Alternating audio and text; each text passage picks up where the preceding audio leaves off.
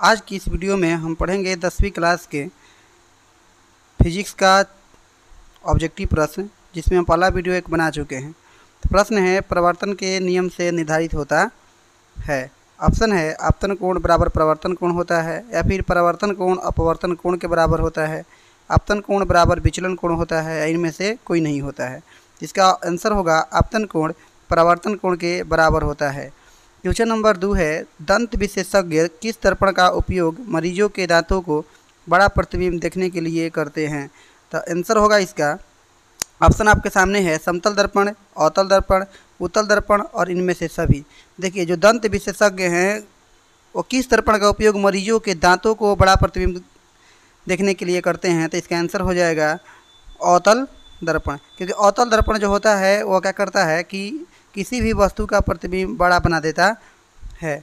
आगे बात करते हैं, गोलीय दर्पण के परावर्तन पृष्ठ की वृत्ताकार सीमा रेखा का व्यास क्या कहलाता है।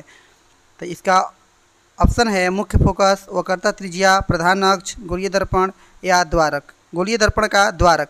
तो इसका आंसर हो जाएगा वक्रता त्रिज्या। गोलीय दर्पण के प्रवर्तन पृष्ठ की वृत्ताकार सीमा रेखा का व्यास क्या कहलाता है, वक्रता त्रिज्या। बहुत सारे बच्चे इसको मुख्य फोकस या प्रधान अक्ष मार देते हैं, जो कि गलत होता है। प्रधान अक्ष नहीं होता है।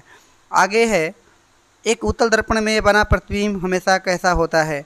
ऑप्शन है वास्तविक, काल्पनिक, वास्तविक और काल्पनिक, या इनमें से कोई नहीं। तो इसका आंसर होगा काल्पनिक, क्योंकि उत्तल दर्पण में हमेशा काल्पनिक प्रतिबिंब बनता है। आपको कमेंट सेक्शन में ये बतलाना है कि काल्पनिक प्रतिबिंब सीधा होता है या उल्टा होता है, जरूर लिखिए।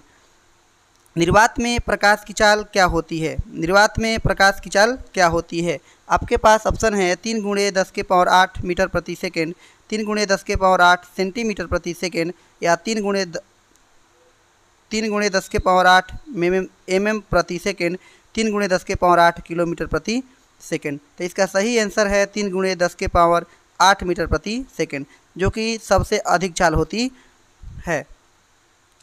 अगला प्रश्न है आपका, काल्पनिक प्रतिबिंब हमेशा कैसा होता है।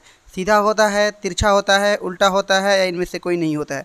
जैसा कि अभी हम आपसे प्रश्न पूछे थे कि काल्पनिक प्रतिबिंब हमेशा कैसा होता है, तो ये हमेशा सीधा होता है। अगला ऑप्शन है आपका, गोलीय दर्पण की फोकस दूरी उसकी वक्रता त्रिज्या की होती है।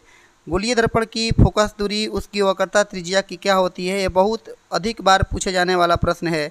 आधी, दुगनी, या तिगुनी, या 1/4। तो आप सभी लोगों को पता होता है कि गोलीय दर्पण की फोकस दूरी उसकी वक्रता त्रिज्या की आधी होती है, जिसको हम F बराबर R/2 कहते हैं। किस दर्पण में केवल आभासी प्रतिबिंब बनेगा।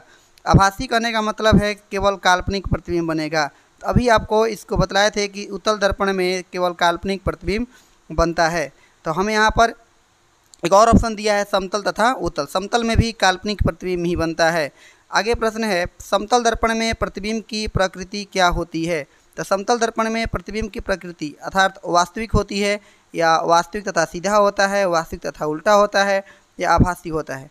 इतना हम बातें अभी बतलाया है कि समतल दर्पण में प्रतिबिंब जो होता है वह काल्पनिक बनता है, अर्थात आभासी बनता है। तो इसका जो आंसर होगा आभासी तथा बराबर होता है।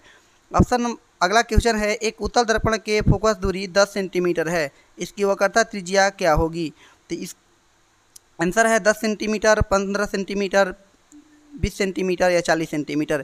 तो आपका आंसर सही होगा। देखिए, एक उत्तल दर्पण की फोकस दूरी अर्थात F बराबर दिया है 20 सेंटीमीटर, तो इसकी वक्रता त्रिज्या क्या होगी। F बराबर होता है R/2। तो आप यहाँ से कर सकते हैं कि 40 सेंटीमीटर, अर्थात मतलब कि F बराबर R/2, तो 2 से गुणा कर दीजिएगा तो 40 हो जाएगा। R बराबर 2R कह सकते हैं। इसका सही आंसर होगा 40 सेंटीमीटर।